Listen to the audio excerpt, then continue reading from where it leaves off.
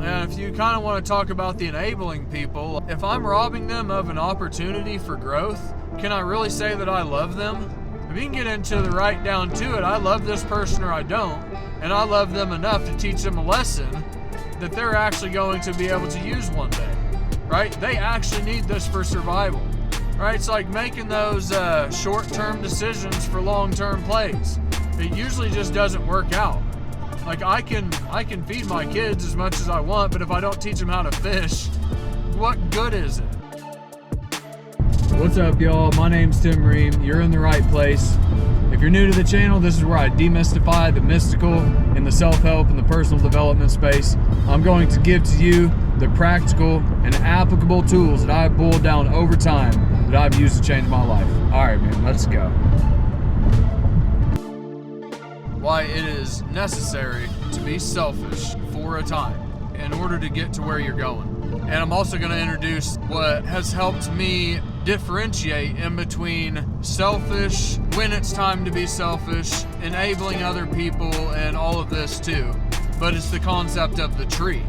And I'd like to look at examples in nature to let me know how I should act. And so the concept of the tree is basically the life cycle of the tree. You know, it germinates, it comes and springs up out of the ground, and it might take 2 or 3 years to get to the point where it can bear fruit. And even at that point, it can only sustain so many people eating off of it, right? But if that tree gets to full fruition, then it doesn't matter. You can pick as much fruit as you want off of it. Like, there's more fruit that's going to be coming off of that tree. So I take that into my own life. There's those people, and I used to be like this, that are just givers. A taker recognizes a giver, and they will milk you for everything you got at your expense. So how do you find the fine line? Well, the fine line is the tree, dude. You look at the tree, man. And the tree, if it gets up a couple inches above the ground and you snip it off and give it to somebody, okay, now you got to start that entire cycle over again. And then you snip it off and you give it to somebody, you got to start it all the way over again. If you can get to the point where it comes to full fruition and it's got fruit on the actual tree, then you can pass it out at no expense, right? It'll just come back. But what does it look like being selfish? Well, think about the tree's life cycle. It literally sucks up as much nutrients as it possibly can. It's not going to apologize to the other trees around it. It's going to get as much sunlight as it can. So what is the nutrients in the sunlight for us? That's reading books, doing personal development stuff, getting mentors. That is keeping everybody else at bay and protecting what you have at all costs until you get to a point where your cup just runs over naturally. Okay, how about enabling? When is it right for me to start giving fruit to somebody else? Well, whenever it doesn't hinder their progress and their growth. Whenever I am giving somebody something that they could be getting themselves, I'm robbing from that person, and I'm robbing from me. They're robbing from me if they're asking for it, right? So like, there is a distinguishing line, and the line is growth of the individual, and if there's a give and take. I'm going to say that this can be kind of a lonely process. You might have to cut people out of your life in order to do it, but it's a necessary process because, you know, in the long run, it's going to be so much more beneficial for everybody that is around you because you're going to be able to serve better. The journey is half of the majority of what makes it actually meaningful to a person. Like, if the journeys that we were on just went zip and somebody gave us the things that we want without us putting in the work, I'm telling you, for one, you wouldn't appreciate it the same as if you worked for it, but it's the sheer tools and ability that you get to cope with all of these things that you had to flesh out on the journey. You know, 5-10 years of growing that tree, growing yourself to get into business and start getting to the profit aspect of it. Now you can start blessing your community.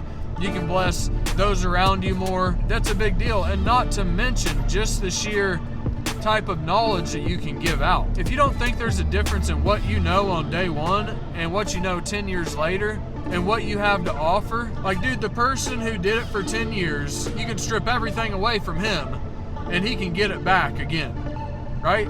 But if you take the person that is on day one, he doesn't have a clue. as to how he's gonna get that stuff. There's a lot of work that has to be done. So, I mean, just that whole process is where you extract all of the meaningful tools and everything that you're gonna be able to pass out to everybody else. And so now we're talking about selfish for a time.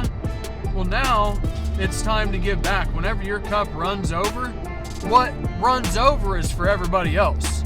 You don't start dipping into your cup. What runs over is for everybody else, but you keep doing the thing. You keep doing what you have been doing day in and day out, and then it starts to grow exponentially. And if you kind of want to talk about the enabling people, if I'm robbing them of an opportunity for growth, can I really say that I love them? If you can get into the right down to it, I love this person or I don't, and I love them enough to teach them a lesson that they're actually going to be able to use one day, right? They actually need this for survival, right? It's like making those short-term decisions for long-term plays. It usually just doesn't work out. Like I can feed my kids as much as I want, but if I don't teach them how to fish, what good is it, you know?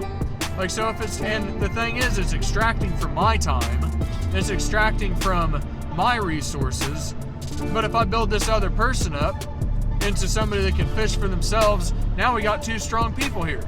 This can go for relationships, you know, with your kids, with your spouse, for your girlfriend, significant other, like any of that stuff. Like, dude, it's better to have a group of strong individuals than it is to have one dominant motherfucker that just passes everything out to everybody, dude, and everybody's dependent on it. A true leader raises leaders.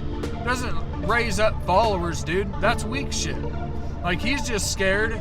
That guy who raises up followers is just scared that somebody else's light's gonna shine brighter. And the thing is, if you start passing out what you have to everybody else, I'm telling you, and they start freaking stepping it and kicking it into gear, it's gonna be like, oh shit, dude, like I gotta kick it into gear too. Like, it keeps you growing too.